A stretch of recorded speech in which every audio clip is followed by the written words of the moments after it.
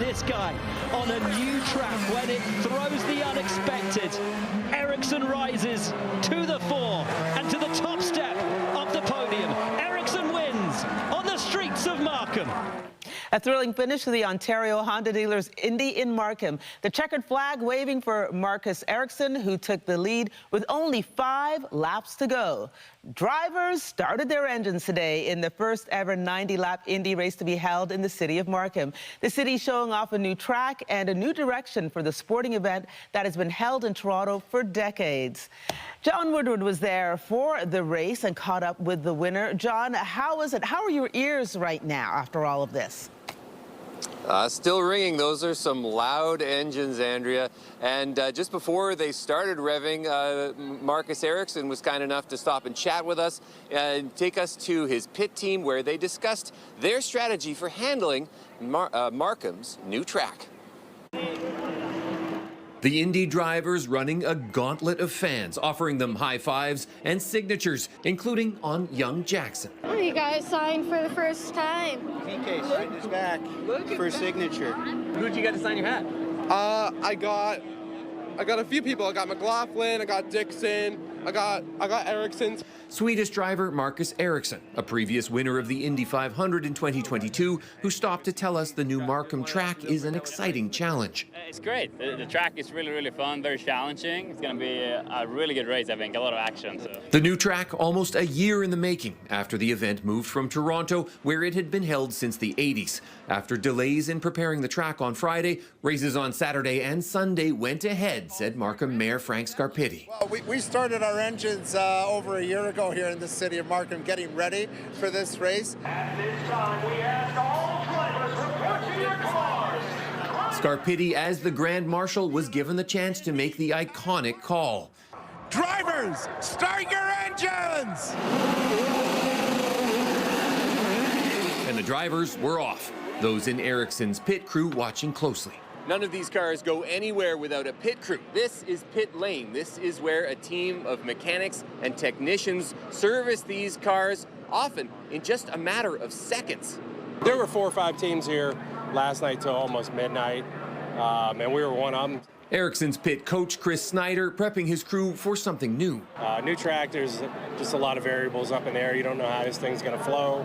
Towards the end of the 90-lap race, it was Ericsson who slipped into the lead, the others trailing, and then Ericsson wins on the streets of Markham. The affable Swede talking about Markham's new track in the press conference after the race. I love the track from the first lap. It's a tricky challenge as well because it's very easy. You get a little bit wrong, and there's no margin for error. As Markham's first Indy crosses the finish line. So Marcus Ericsson there, proof that nice guys don't always finish last. Now, they are striking the course here at Markham and taking down the tents for the festival, but that is going to come back in a year. This is just the first of 4 annual Indy races to come. First of 5, I should say, annual Indy races to come. Reporting live from Markham, I'm John Woodward. Andrea, back to you. Thank you, John. Well, you're not too far off. 1 down, 4 to go. Okay, take a look at outside, everybody. Little overcast, little cloudy. I think we may have some fog tonight, but right now the sun is still shining and Toronto is looking quite lovely.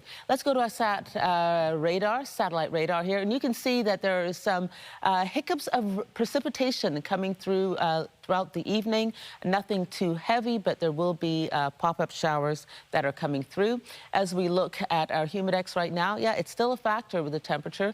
Feeling like 34, 36 in Niagara Falls, 34 in Hamilton, and 39, it's a hot one, a scorcher, in Windsor.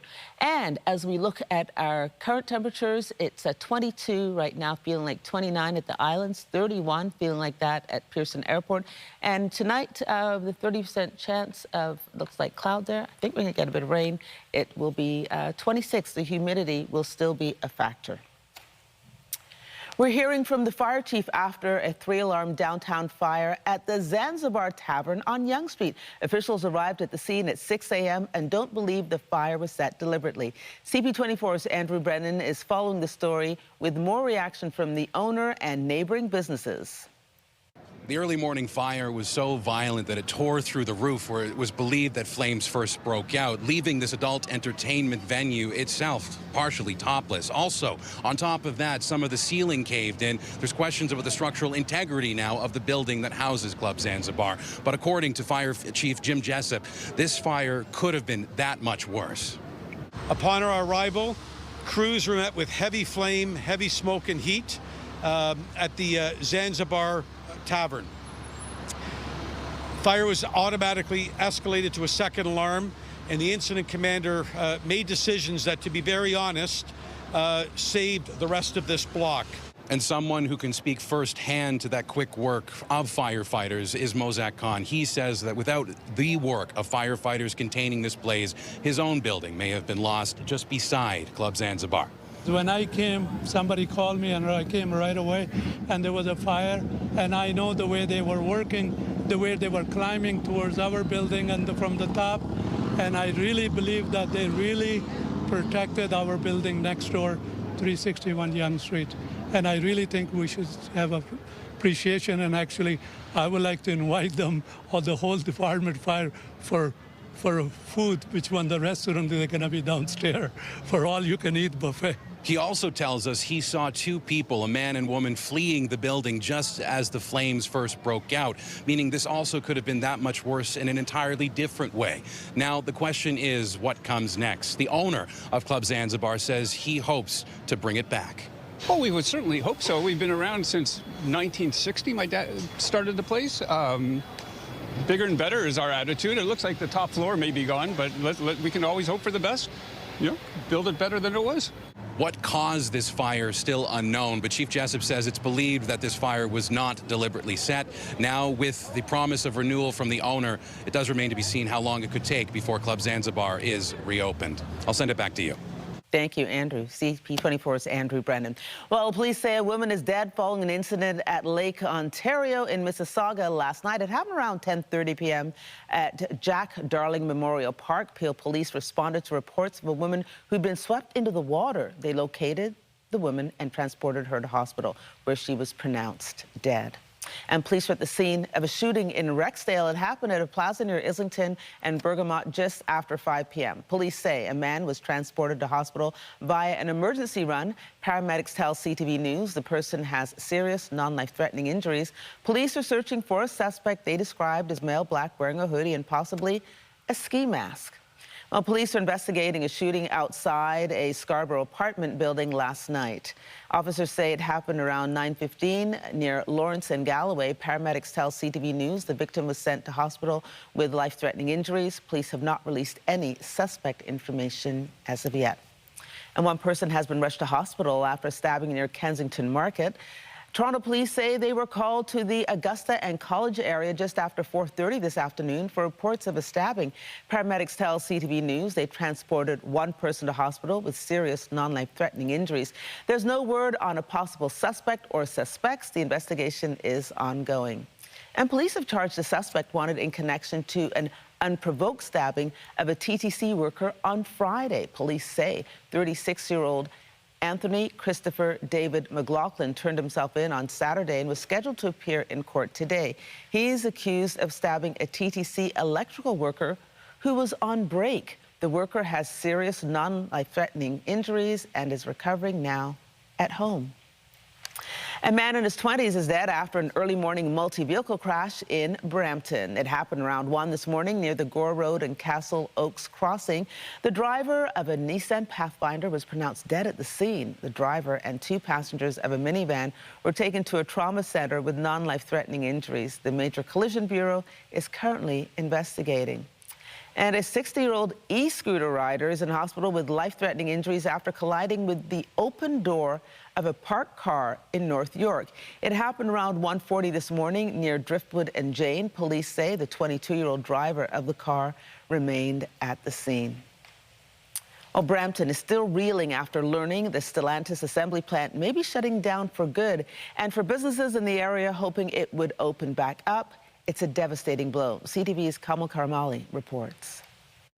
this place would be full. It was only a few years ago this Caribbean restaurant in Brampton, Ontario would almost always be packed. So every seat would be full? Every seat. Now most days it looks like this, leaving owner Afzal Mohammed with few options. Our business has dropped about 50%. I put it up for sale. Right now, it's still in the market for sale, but I can't get anybody to buy it. A community that built itself around the massive Stellantis assembly plant now left struggling since the plant closed its doors. What was meant to be a temporary retooling of the space nearly 3 years ago turned into an extended shutdown last year when Stellantis moved production plants to the U.S. Then on Friday, another blow. This is a gut punch. The union representing the plant's over 2,000 workers says the company is considering permanently closing and selling off the plant. Just saying those words out loud is like a bad dream. The union says no official sale agreement has been announced by the company, but under its collective agreement, Stellantis would need to give 1 year's notice of sale or closure. The car manufacturer says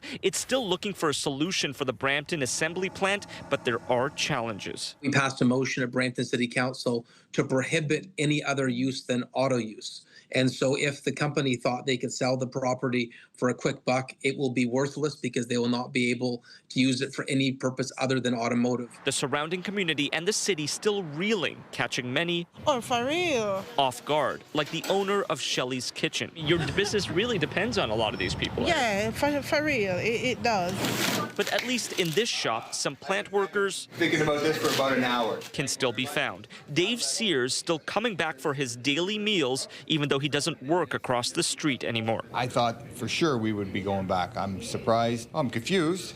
A little bit mad. There's a lot of people who need to work. In hopes the plant's potential permanent closure Fantastic to see you. doesn't also mean places like these close their doors for good. Kamal Karamali, CTV News, Brampton, Ontario. Starting tomorrow, the Ford government is implementing some major changes to Ontario's bail rules, ministers say.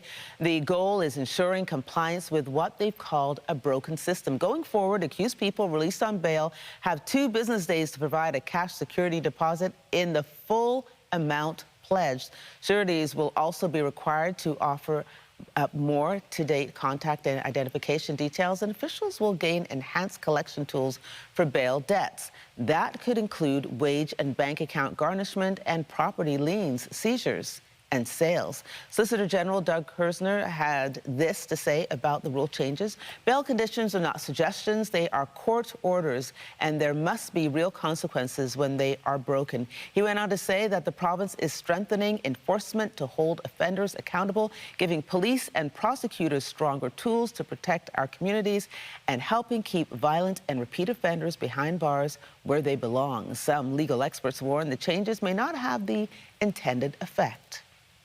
I think what it's going to do is clog up the bail system, because if you have people who ultimately can't afford to have a bail release, they're going to struggle. They're going to struggle to find appropriate terms. They may sit longer in pretrial detention because they're trying to save up money. Ultimately, this system isn't going to fix anything. It's going to clog things up. It's going to make hearings longer. Because now, of course, if we're requiring that money to be deposited, it only makes sense for a proportionate bail hearing that we know how much the person makes. So now are we looking, we're diving into the books, we're checking financials. I mean, it's going to be ridiculous, and it's not going to do anything to change the bail system because, of course, a justice of the peace who sets the amount could just set the amount at $20 and ultimately circumvent everything the government's trying to do because they're setting a proportionate bail. Failure to pay the deposit could lead to a new provincial charge. The Canadian Civil Liberties Association and Criminal Lawyers Association say they'll launch an urgent constitutional challenge of the mandatory cash bail policy. They argue it'll create a 2-tier justice system to the detriment of people who can't afford to pay. Well, weekend service changes remain in effect this evening on the TTC and GO Transit. On the TTC, Line 1, trains aren't running between Shepherd West and St. Clair West stations while planned track work takes place. Shuttle buses are covering that part of the line with the regular service resuming tomorrow at 6 a.m. Then Monday to Friday, the Line 1 service will end at 11:59 nightly from Lawrence West to St. George stations. Well, looking at GO Transit, trains aren't running on the Barrie line this weekend, but riders can board replacement buses between Allendale, Waterfront, and Rutherford GO, and then direct to Highway 407 station. Now, Kitchener line trains are only running between Mount Pleasant and Mount Dennis. Bus service is available further west, and buses are replacing the Up Express running direct from Union to Pearson. Representatives from Canada and the United States held a meeting today as the August 19th deadline for the new tariffs from the Trump administration gets closer and closer. CTV's Michael Serapio is following the latest developments. A weekend in Washington and a virtual meeting this Sunday between the Minister for Canada-U.S. Trade, Dominic LeBlanc, and his U.S. counterpart, Trade Representative Jamieson Greer. There's no reason why the Prime Minister can't get a great deal on Wednesday. That's what he promised in the election. U.S. negotiators want action on booze, dairy, and U.S. autos. Canada looking for sectoral relief for lumber, steel, aluminum, and autos too. But according to sources, the two sides are still far apart. It's because of Donald Trump. He likes his tariffs. He hasn't been looking to remove them. Brian Clow led the Canada-U.S. relations file for Justin Trudeau. And he says for Canadian negotiators, the goal is not zero tariffs, but lower tariffs. Get the best deal compared to any country in the world. But if no deal is reached, the U.S. is promising to impose punitive tariffs of 50% on billions of dollars of Canadian exports. I think that many Canadians, while they would like to continue to maintain the elbows up, would not appreciate what that actually means. The U.S. trade rep warns Canada against imposing any kind of counter tariff if new U.S. tariffs come through. But this member of the Prime Minister's Advisory Council says Canada should not be afraid of fighting back, because counter tariffs and the booze boycott has, she says, an effect. These are the things that got us to a place to be able to now use that leverage to get a better deal. Now, whether a better deal can be reached by August 19 is yet to be seen, but today's virtual meeting can be seen as a positive sign, and that's because Jamieson Greer did carve out time to make it happen, walking away from his own birthday celebrations with loved ones. Still, as we heard from Canadian officials, there is still work to be done. Michael Serapio, CTV News, Ottawa. Fire crews from across Canada and Mexico are tackling an ongoing massive wildfire complex west of Lake Nipigon.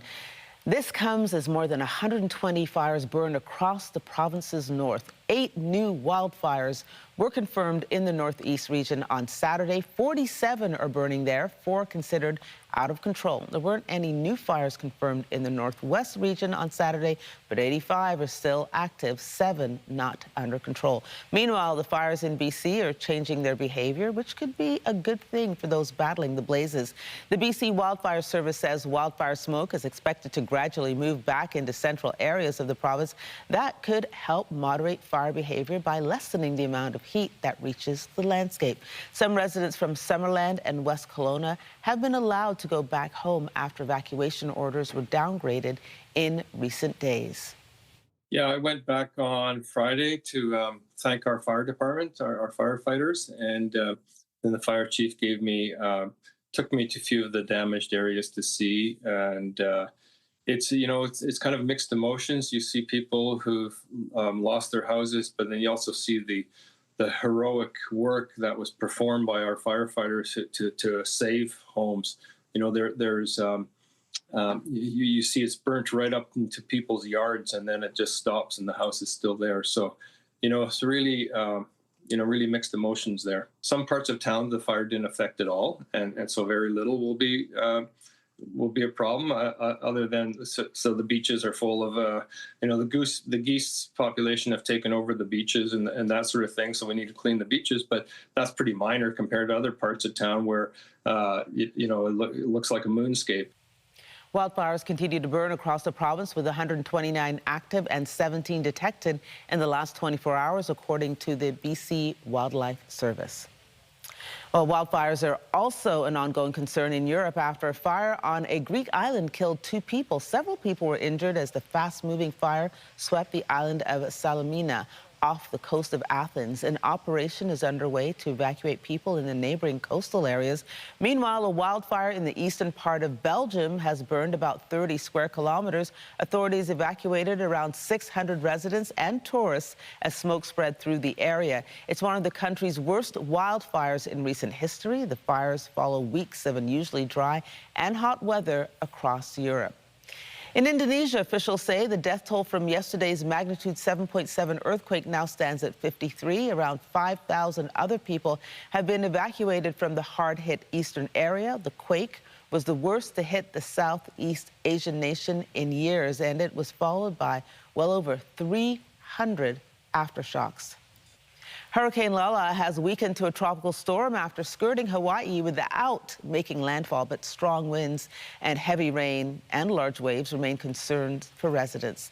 The U.S. National Hurricane Center is warning of life-threatening conditions with up to 20 inches or 50 centimeters of rain expected in parts of the Big Island, and some areas could see even more. Hawaii's governor noted impacts on the power grid and flights even as the storm's trajectory has shifted.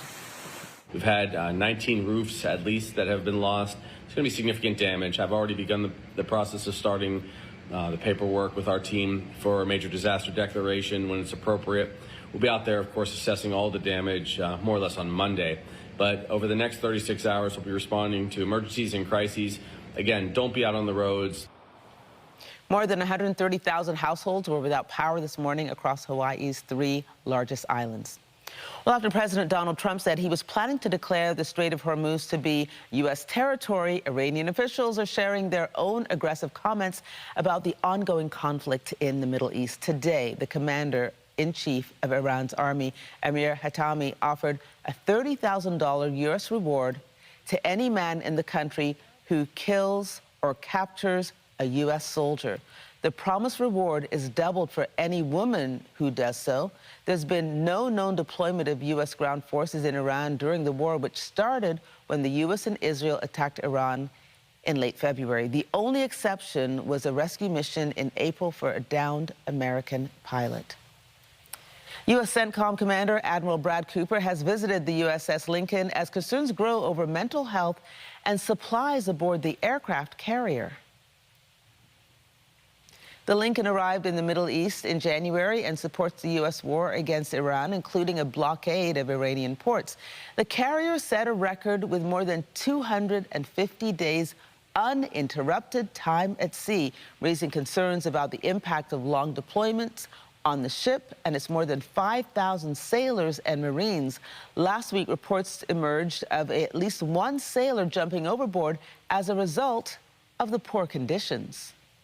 Well, I was certainly, from what I could see in the news reports, that the conditions on the ship were certainly of great concern. Now, I know the commanding officer, in particular the commanding officer of the Lincoln, is working these issues hard. And I also believe the truth probably lies somewhere in the middle. Some of these problems, I was connected with Admiral Cooper last night, who was on the ship yesterday, and he told me he had a really good visit. He said many of these problems were early in the deployment and they were solved. But these are morale issues on a ship which you really have to focus on, and they have been pressed in combat. The number of missions, the accomplishments. Cooper talked about how significant they have been in the war itself. And my experience is these crews will do absolutely everything to make sure the mission goes well. And they clearly have done that on Lincoln. On Friday, U.S. President Donald Trump downplayed the impacts on sailors, saying the record deployment of the USS Abraham Lincoln wasn't nearly long enough. Not only are these conditions and the reports of the conditions heartbreaking, the response of the President of the United States pisses me off. And it should piss all of us off. Instead of saying, I'm going to look into this and I'm going to get to the root of this and I'm going to figure out what's going on and we're going to make sure we're protecting those who are willing to protect us, his response is their deployments haven't lasted long enough. While he continues to rake in billions of dollars on a war that nobody understands and that all of us are paying for. U.S. officials have said they're sending another carrier group to the Middle East to replace the Abraham Lincoln.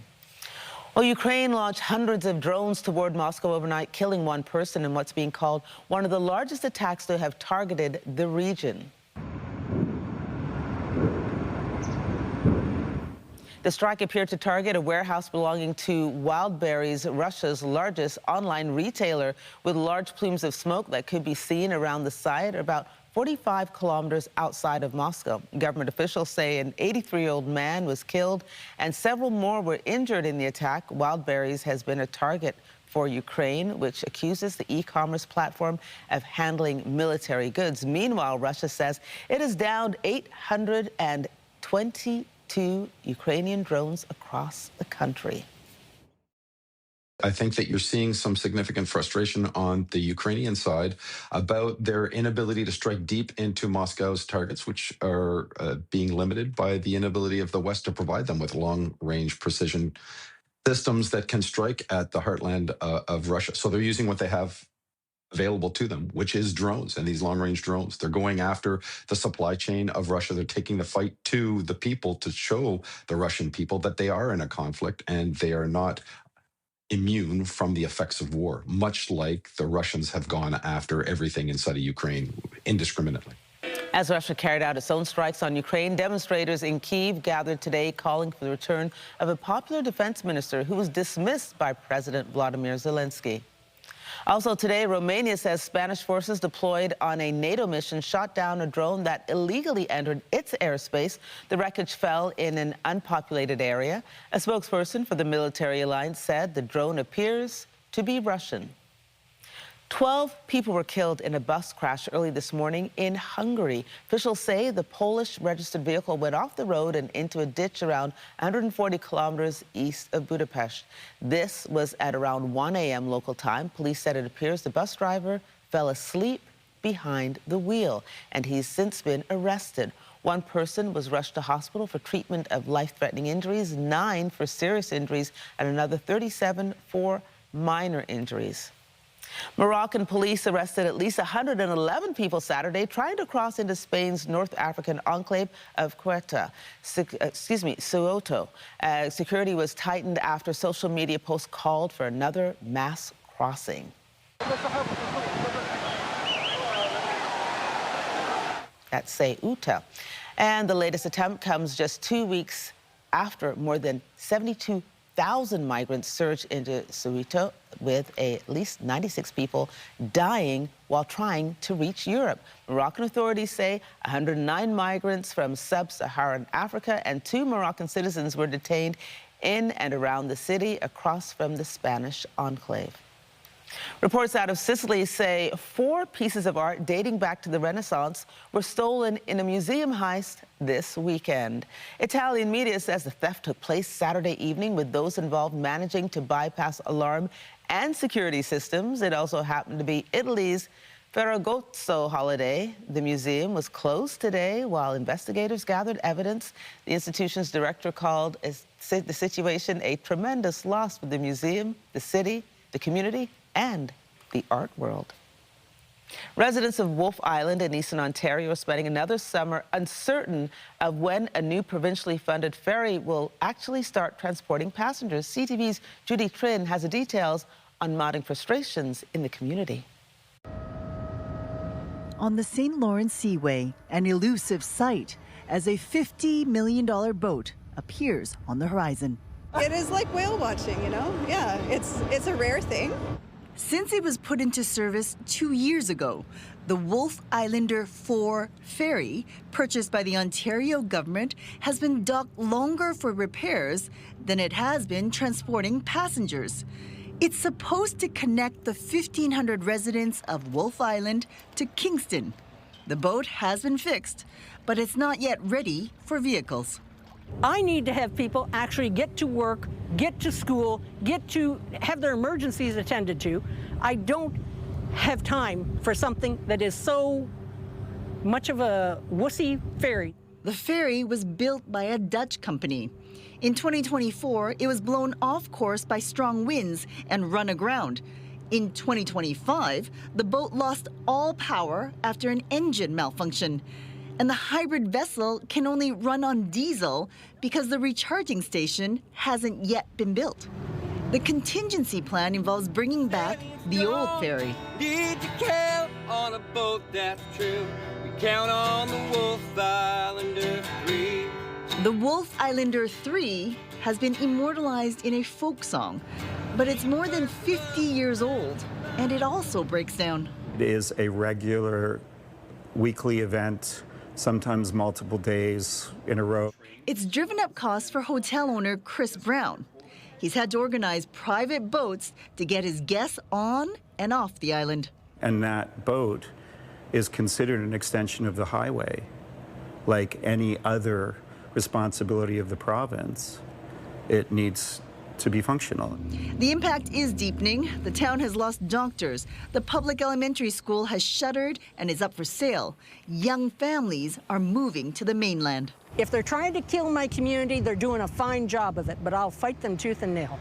The Ontario government says Wolfe Islander 4 will be back in service soon and in full electric mode. But the province hasn't set a date. Meanwhile, the residents we spoke to remain skeptical. Judy Trin, CTV News, Wolfe Island, Ontario. Well hit ball, deep right field, and it's going to go.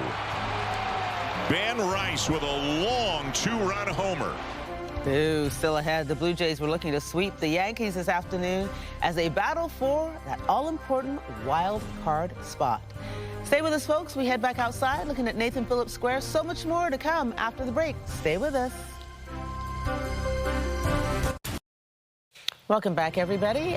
Looking at the city of Toronto, it's looking quite lovely right now. It really is. It feels like 32 degrees, so you can understand if people want to go down to the lakeshore where it's a little bit cooler than in other parts of the city. Let's take a look at what the province is experiencing right now. Yeah, it's 25, but it feels like 32. It's gone up a degree in Windsor. Now it's feeling like 40 degrees, so that's really something. That's hot. We think it's hot and muggy here. Go to Windsor. 25 degrees in Kingston, feeling like 31. To the north of us, it's a little bit cooler. I know my husband is at the cottage and he's complaining that it's a little cool today. But hey, at least it's not snowing, honey. Evening at a glance, 7 p.m. It looks like we're going to have a chance of thunder showers, a 40% chance. Humidex will be 28. It's going to feel like 22 or 27 at 9 p.m. The rain will still be there, so the thunder showers will be moving through. It'll just be showers at that point. 11 p.m., mainly cloudy, and the rain will be gone. As we look at our lows this evening, we are at 20 degrees, so we're 4 degrees above normal for this time of year. All throughout southwestern Ontario, we are above normal, which is understandable. Tomorrow morning, when people perhaps go back to school, well, some people, I think summer school's over at this point, but maybe camp or just hanging out at home or going to work. 5 a.m. it's 20 degrees. The showers just ending. 7 a.m. it's still 20 and just a degree warmer at 9 a.m. Real quick, everybody, here's a look at our highs tomorrow. Yeah, it's going to be a pretty good day, and UV index is going to be something to consider. As I'm barreling through here, you can see it's going to be a pretty good week, and we will have some showers on Tuesday and Wednesday, but overall, it's looking pretty good, and the humidex, miraculously, is still something we have to deal with. Well, there are plenty of events still taking place across the city this evening, including the Taste of Manila. Filipino, mostly stuff like barbecue, all our Filipino delicacies. We also have everybody here, all the organizations of the Filipino communities. Yeah, it's still going on. More than 500,000 people are expected to take in the food, music, and community this weekend. Organizers say the festival showcases diverse flavors, live entertainment, and cultural experiences that reflect the multicultural spirit of Canada. Taste of Manila is on till 10 p.m. tonight. The Toronto Waterfront Night Market continues at Hotel X tonight. It brings together a market, lantern festival, and it's a musical festival as well, all in one event. So it's perfect for everybody. It's back in its 17th year, and this is actually the 5th year that the music festival is happening. Guests can enjoy live music, cultural exhibitions, and sink their teeth into a variety of different Asian street foods. The night market also runs till 11 p.m. tonight. While current and former NHL stars are getting ready to suit up for this year's edition of Hockey Night in Brampton, Mayor Patrick Brown says it's going to be a special night in the city. This year we have Morgan Riley is one of the captains, and we managed to convince Mark Messier to come back out of retirement all the way from New York City to come and captain one of the teams this year. We get a ton of current NHLers, alumni, PWHL, HL stars, and it's a fun night for the family, and it supports a phenomenal cause. It's one of my favorite nights of the year. Listen, Mark Messier was in this building once, and he is a star, still to this day. Leafs captain Austin Matthews led one of the teams that took part in the game last year. The event helps raise money to support the William Osler Health System. Puck drop is set for Wednesday night at the CAA Centre. Hockey night in Brampton raised more than $6 million last year. Well, the Blue Jays went into extra innings when they took on the Yankees at home this afternoon. Hit ball deep right field, and it's going to go. Ben Rice with a long two-run homer. Yeah. Ben Rice hit a two-run homer in the 10th to give the Yankees the lead. Toronto responded by scoring a run, but it wasn't enough, losing the game 4-3. The Jays have tomorrow off before starting a 3-game road series against the Tampa Bay Rays. AFC Toronto returned to BMO Field this afternoon to host Montreal Roses. Montreal 2 of 3 from the penalty area. This one, without a doubt, Alidou into the top corner. And Montreal has the lead along the lakeshore in Toronto. The match was tied until the second half when Marie-Yasmin Maladou scored on a penalty to take the lead. Montreal would score again to win the match 2-0. AFC Toronto's plays next Sunday against the Halifax Tides. Toronto FC have snapped their 13-match winless streak, beating the New England Revolution last night. Now from Mihailovic, couldn't handle it himself, and now Dorsch! Yes! Yippee! The Reds came out strong, taking a 2-0 lead into halftime. New England cut the deficit late, but Toronto held on for a 2-1 win. Their first win since the spring. It felt good. It felt like there was a bump from the World Cup. Before the World Cup, there was always, it was bad weather. There was a lot of empty seats. And today felt really good, and we got a couple goals. My favorite part was probably just the energy of the crowd and stuff. It was really good. The Reds will host Charlotte on Wednesday. Fair season is in full swing across Ontario, but this year families and event organizers are facing rising costs. CTV's Kimberly Johnson explains. Going to the fair is a classic summertime event for the Cairns, but now the family of 4 is paying more. It just didn't work for us to come for the full weekend, all 4 of us. We approached it more of like a cost-effective way. The rising cost of fuel and food hits Canadians across the country. Fairgrounds are no exception. Rebecca Cairns says this year, full weekend passes for the whole family would cost $260. And for us, it just didn't work to do the whole weekend for all of us. Next year, that'll probably be our scenario, with the 2-year-old being older and being able to do more rides. This year, Van Cleek Hill fair officials say they are facing increased gas and midway prices. So the 182-year-old fair had to raise prices by $5 a ticket. There's always the challenge of expenses.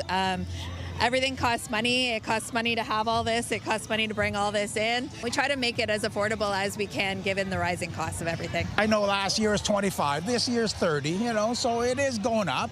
So for a family of 4, it adds up, Pierre Martin says he noticed the increase, and since he's not getting on the rides, for him, the ticket price is simply to walk around. I mean, everything is going up, right? So it's what it is. It's what it is. But look, everybody's here, so.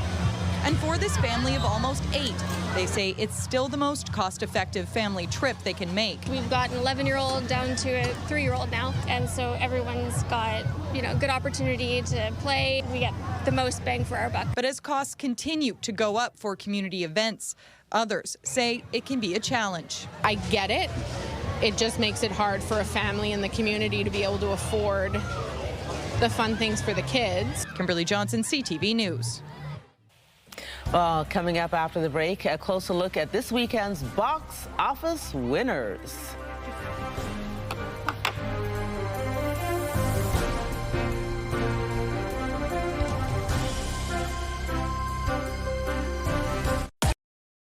Hey, everybody. Thanks for staying with us. New estimates from the federal government suggest it'll now take longer than ever for anyone hoping to apply for a citizenship certificate.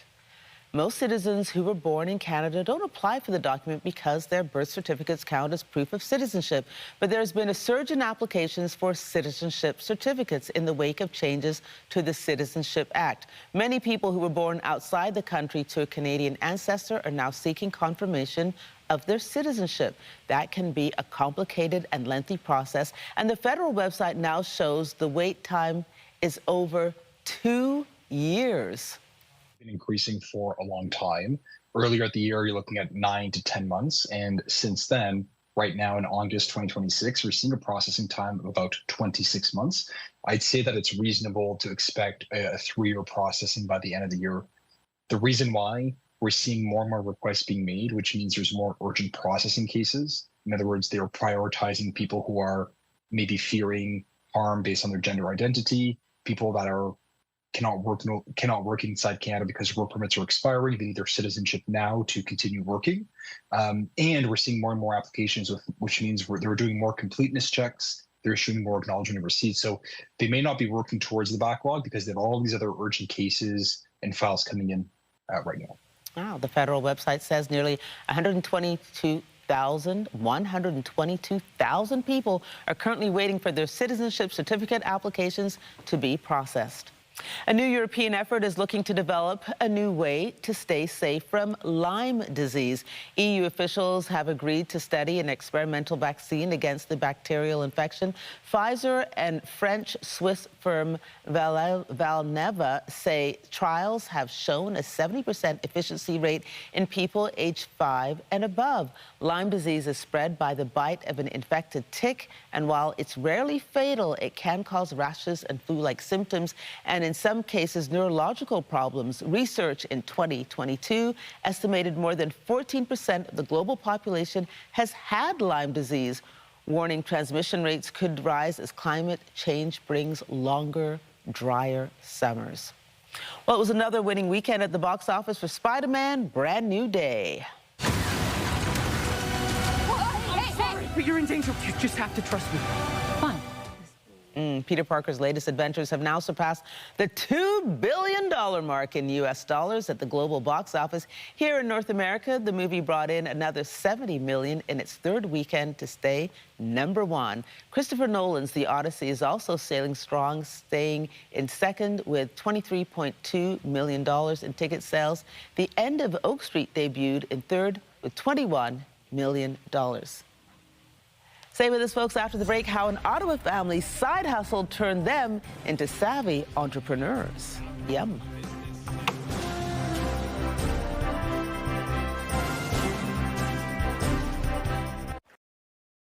A summer side hustle is turning 6 Ottawa siblings into some pretty savvy entrepreneurs. CTV's Josh Morano has more on the family business that's making success look like a piece of cake. See, that's at $2, $2. At the end of this driveway on Kerr Avenue, business is booming. Yeah, I think you're going to enjoy it very much. 6 siblings, ranging in age from 7 to 18 years old, 1 bake sale, and everyone has a job. Really, it's the boys who want to do it, our brothers. They're the ones, they do most of the baking. Dovey, the oldest brother, he's 11, he does all the cookies. Nearly every morning through the summer, the Soroka family fills this table with fresh baked goods. I wake up at like 6:45 because I make the bread dough, which needs to rise for like an hour before we even roll it out. Waiting for the regulars to roll in. Every day I drive into work, and when they're out here, I'm pulling over to get some food. It's such a great way for kids to get out at the end of the driveway, meet the neighbors, and earn a little bit of money. Most streets starting at $2. Cookies, brownies, cake, and the crowd favorite, fresh challah rolls. People come, they oogle over them, fresh out of the oven. Challah is the best. On a good day, the kids say they make around $200. Some people just come and just like buy everything. The operation started 2 summers ago when 11-year-old Dobie Soroka decided he wanted some spending money. We have 6 kids. We're working, you know, this is sort of their spending money a little bit when they want to make some fun for themselves or rent boats or go to the arcades. This is their budget. By day's end, profits are divided amongst the kids, with 10% going to Torah Day School of Ottawa. Yes! But the sweetest part maybe the community that's formed around their driveway. We meet all these people in our neighborhood and all the places near us, and then we see them in the grocery store, we see them around, and we're like, oh, we know you, and it's just a lot of fun. Josh Morano, CTV News. I might be going to Ottawa soon, and that challah bread looks pretty good to me, so I have to see if they're in business when I go. Okay, everybody, look at that. There goes a boat. A lovely, beautiful shot there. Okay, quick look at our weather here, because I don't have a lot of time. You can see humidex there. It's hot. Tomorrow morning, it's hot. Look at the week. It's going to be lovely. That's all I have to say. Because guess what? I'm out of time, everybody. Okay, be sure to join us tonight at 11. Heather Butts is here with the CTV National News, followed by our next local newscast at 11:30. In the meantime, our coverage continues anytime on CP24 and ctvnewstoronto.ca. Thank you all for watching. All the hardworking people behind the camera, in front of the camera. Kyle on Jib is going to take it away. Good night, everybody.